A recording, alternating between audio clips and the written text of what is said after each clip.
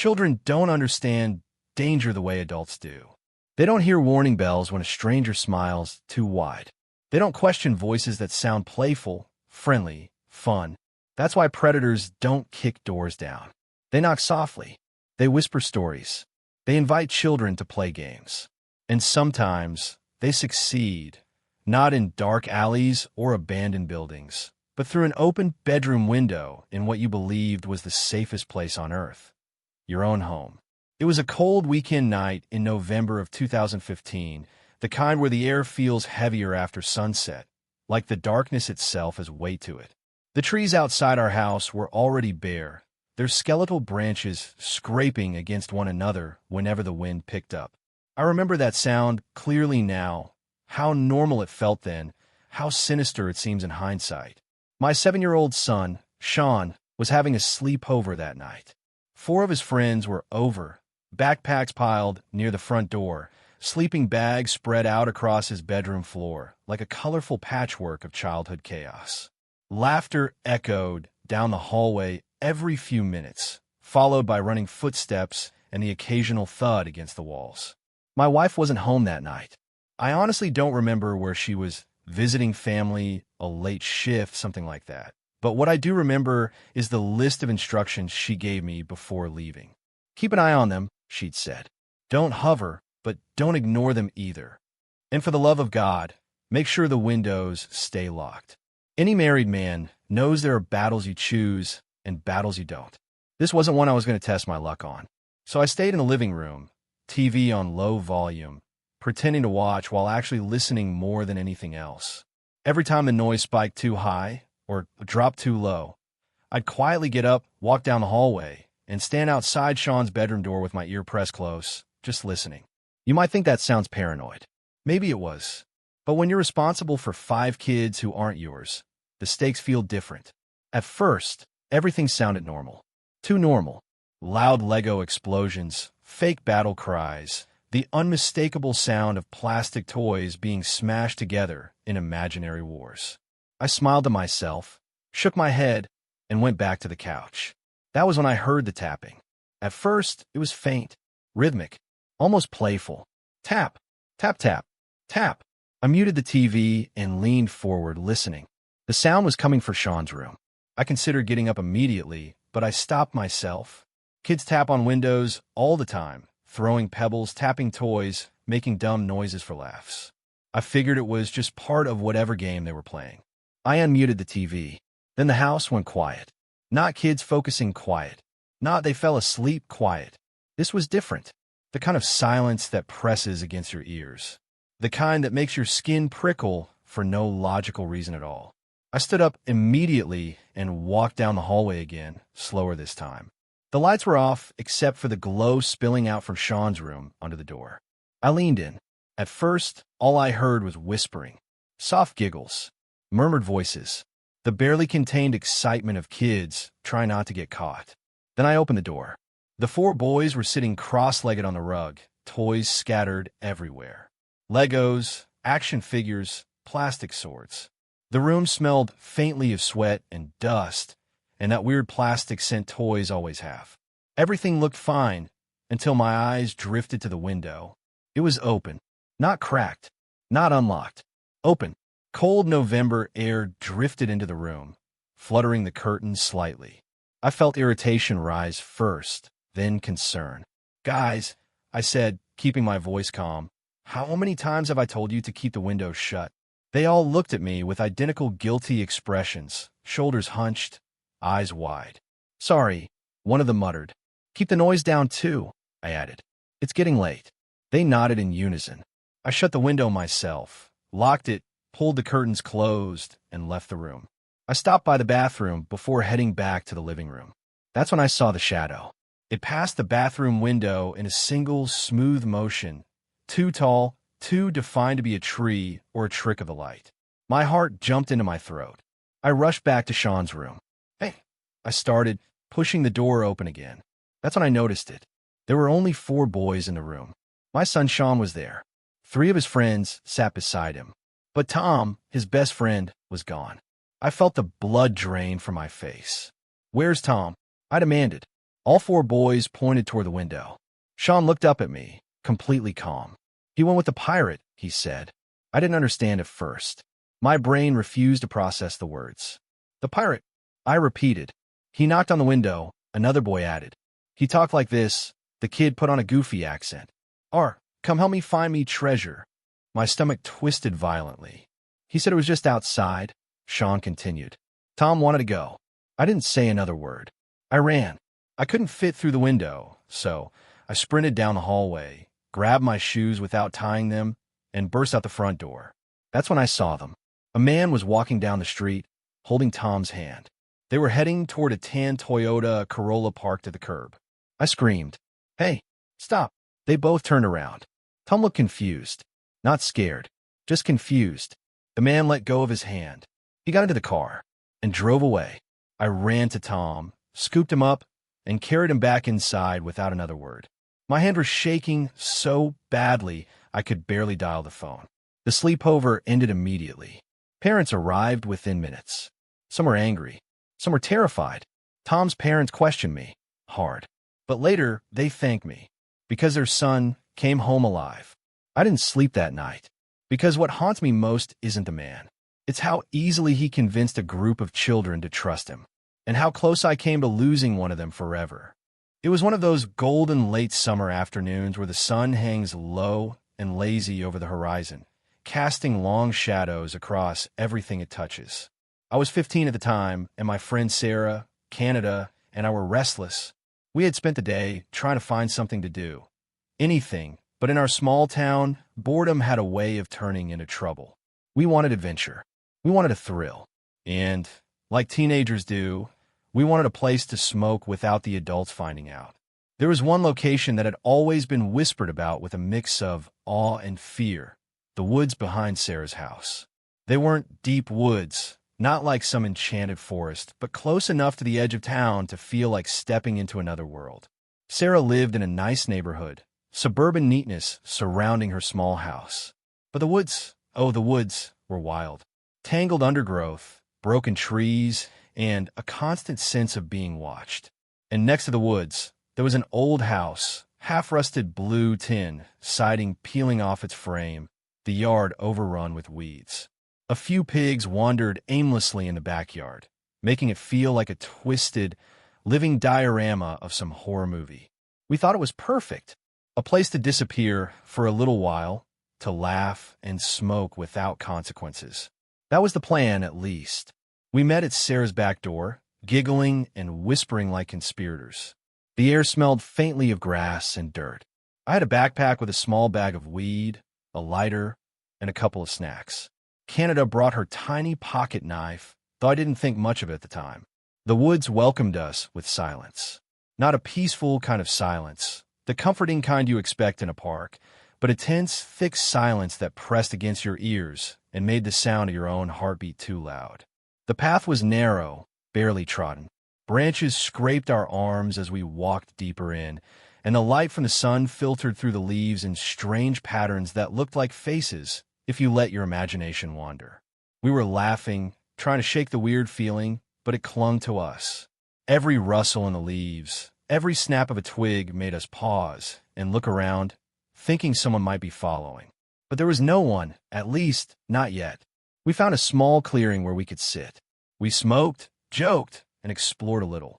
The day was fine. I remember thinking how stupid my friends and I had been to let our imaginations run wild with scary stories before coming here. We were safe, or so I thought.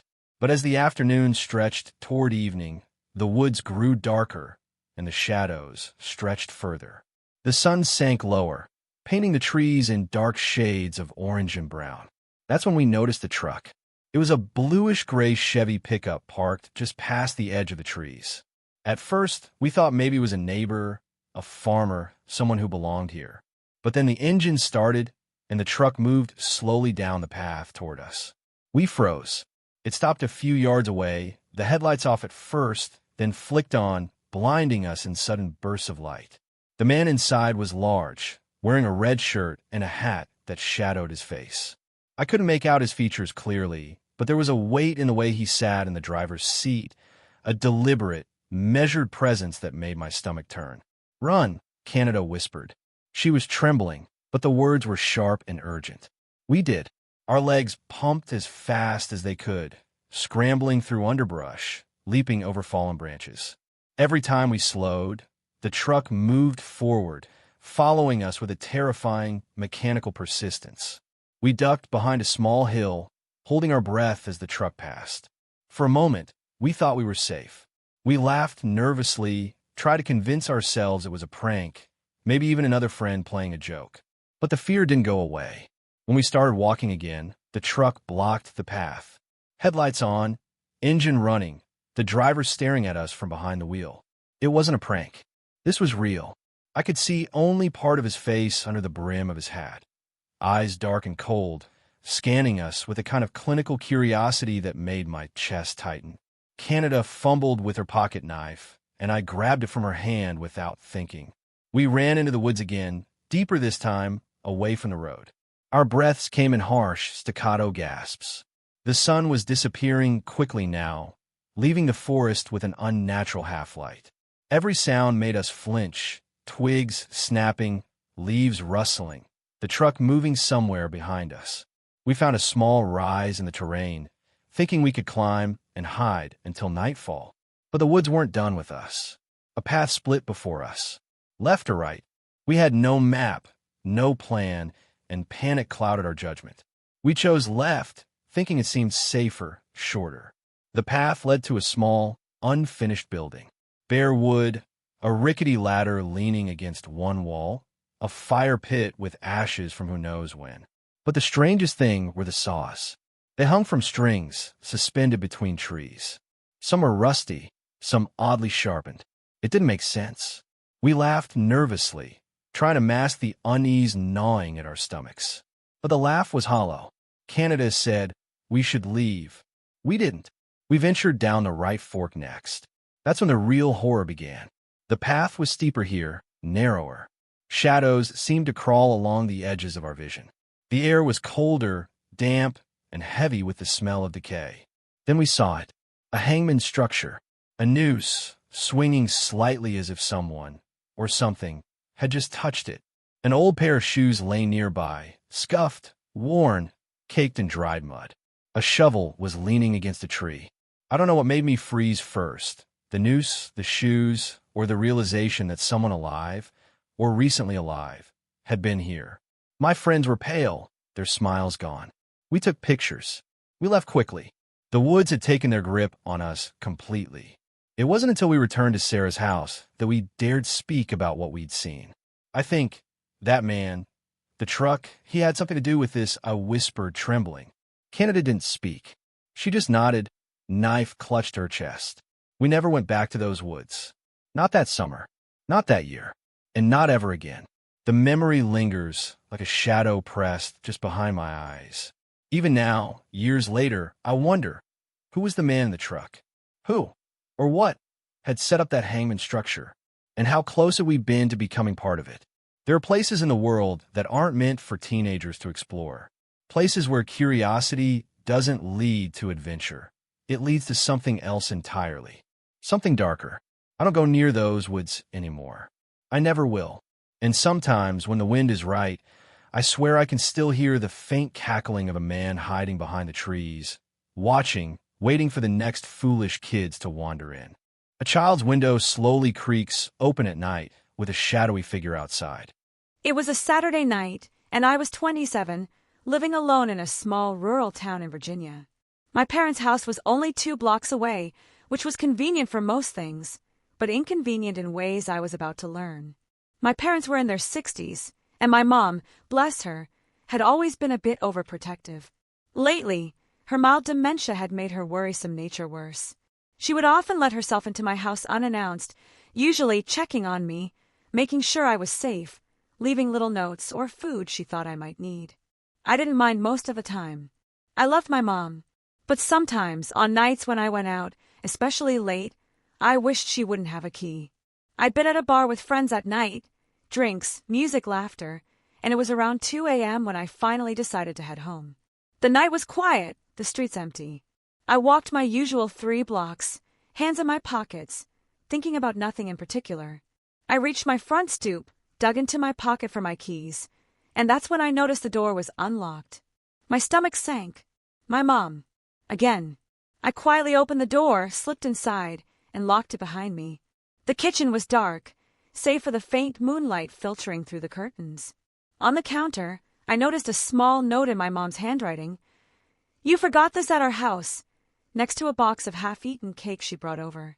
I muttered under my breath, of course, and went to check the guest bed, assuming she'd gone upstairs to sleep there, as she often did. I walked the hallway, peeking into the guest bed, empty. The bathrooms, empty. My mind started to wander. Maybe she wandered off. Maybe she'd had an episode. I ran to the phone to call my dad. 4 rings. Groggy voice. "What's wrong?" I don't know," I stammered. "I think she's in the house and—" A pause. Then he said, "That's not possible. She's right here, sleeping next to me." I froze. My heart pounded in my chest. I slowly turned toward the top of the stairs. Barely visible in the dim moonlight, I saw it, a head peering around the corner, staring down at me. My blood ran cold. I screamed into the phone, bolting for the front door. I didn't wait to see more. I ran down the street to my parents' house, breathless, terrified, my hands shaking. My mom was there, standing at the door, worried as ever. "What's wrong?" she asked. I saw someone upstairs. I gasped. They were looking at me. She stepped aside as I ran past her. My dad grabbed my arm. "Let's call the police," he said, dialing immediately. By the time the cops arrived, I could barely breathe. My heart raced so fast I thought it might burst. 2 police cars pulled up, officers stepping out into the quiet, moonlit street. I stayed with my dad while 2 others went into the house to investigate. The officer asked me what I saw, and I told him the truth, or as much as I could without crying. "Describe it," he said. I saw a head. Someone was peering around the corner, watching me. I don't know if it was Mom or someone else, someone who shouldn't be here. The officers nodded, calm but serious. They went inside, checking the entire house, crawl space, attic, closets, under the beds, behind doors. Every possible hiding place. 15 minutes later, they returned. "Clear," one of them said. "No one is here. Door was unlocked, but we didn't find anything." "You're safe." I wasn't.